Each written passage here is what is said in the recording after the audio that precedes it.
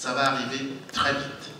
Et le fait que ça arrive très vite, le fait que nous passons de 3 milliards, la population mondiale passera à 4 milliards, la rareté des matières premières va faire que les conflits vont être récurrents. Pourquoi les conflits vont être récurrents?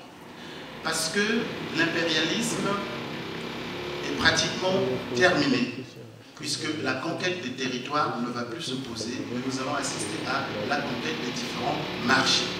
Or, le marché africain intéresse tout le monde, en termes de matières premières, en termes de débouchés, puisque les perspectives démographiques permettent aux uns et aux autres de préparer de nouveaux concepts pour conquérir ces marchés.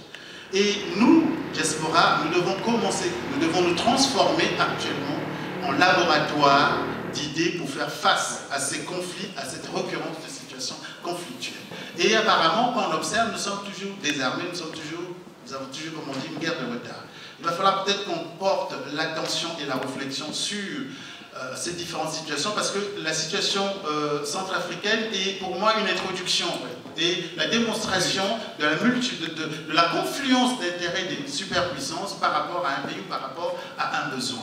Donc il est peut-être temps qu'on puisse réfléchir en disant la démographie africaine, cette perspective démographique libère à la fois les convoitises, les égoïsmes et les intérêts qui vont faire que l'Afrique risque à une vitesse terrible d'être au cœur d'une multitude de conflits pour lesquels elle n'a pas été préparée et que surtout les compétences n'ont pas été préparées.